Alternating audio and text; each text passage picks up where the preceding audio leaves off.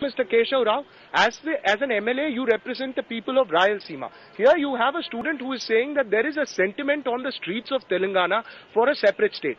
What is your party stand? What is your response to that student?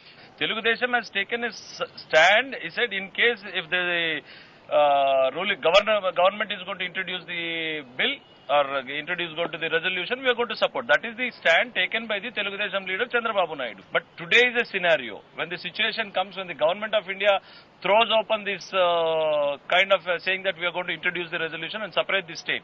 Suddenly there is an upsurge from the other side. The same similar situation, what happened in OU is happening in Visakhapatnam University and my own SK University. So this kind of a scenario is existing where we have to decide between the party or people. So we decide to move towards the people. You have sentiment on the streets of Rayalaseema, you have sentiment on the streets of Telangana. Congress party says that we are waiting for a consensus. Is there ever going to be a consensus on this issue? Whatever be the issue, however legitimate or illegitimate, after all we have a right to take decisions as people, a majority must prevail, agreed. But shall we decide in a constitutional and orderly manner, or will it be decided on the street, whether it is in SK University or Usmania University, Andhra University or Hyderabad, or Mumbai or Chennai, it doesn't matter. The constitution means that we all decide peacefully, democratically, by reconciliation, by understanding each other's concerns and by finding an answer that is satisfactory to everybody. Can we have a vote of hands from the audience? How many of you believe that if a state has to be divided, it has to be purely on economic, social and administrative reasons? Well, I guess we have a consensus on that point. Do you believe that a separate Telangana, talking of a separate Telangana, works in a sense of social, administrative and economic reasons? Yeah, why not? But I have a question for all these three gentlemen sitting here and TRS and many other political parties. I quote Loknayak Jaiprakash, not my dear friend JP here, Loknayak Jaiprakash.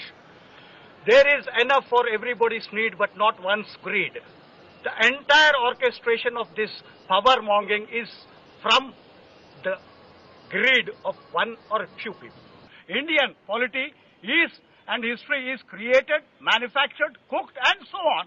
These are our people with working with vested interests.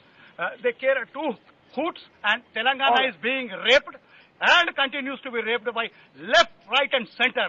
Whichever color, hue, ideology, if at all there is any, I have nothing to say about this political system which is going to dogs because of the neo-rich and pseudo-intellectuals. Whether it is Telangana, whether it is Rayalaseema, whether it is anywhere else, these kind of issues will be exploited no matter where it is. Is that correct? Would you agree that, at the end of the day for political parties, it's just an issue that gives them the political momentum? It is absolutely correct. Not that one historical fact is this area is India got independence in 1947 and Telangana area is 17 September 1948. There is a historical difference here. That's one. Two, the 40% of the jobs to be created reserved for Telangana people, never implemented. The entire Telangana region 5 years ago, only one medical college, whereas Andhra and Rayalaseema has each district has a medical college. So it is continuously exploited, which is a fact.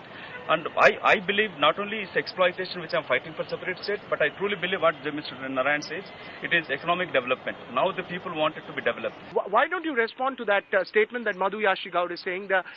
Several of them make that statement that Telangana has been exploited. That's the feeling which he is expressing from the people of Telangana. But much worse is the case with the Rayalaseema.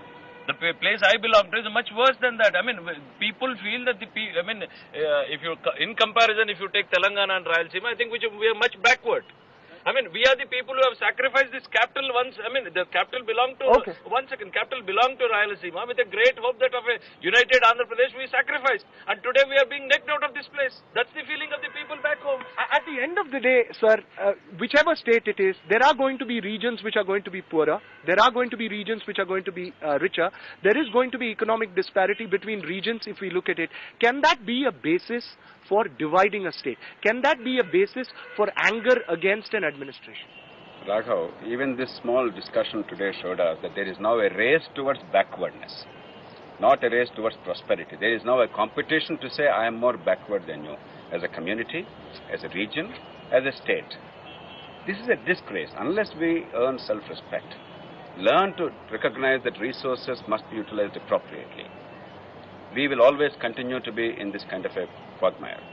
What's happening is over-centralization, corruption, disgraceful politics and plunder a kleptocracy, have hurt Telangana, Rayalaseema, North Coastal Andhra, upland regions of coastal Andhra, Maharashtra, Karnataka, Bihar, UP, you name it. The problem is misgovernance and corruption and over-centralization. The answer lies in the Constitution. 15 years ago, we came up with the 73rd, 74th Amendment. Correct. We should have had district governments today. We should have had each district to be controlled by the people of the district. Instead, Correct. we are now fighting over another centralized system, and as long as you don't really empower the people in the communities in each village and town and district, no matter how many states you create, the problem will fester into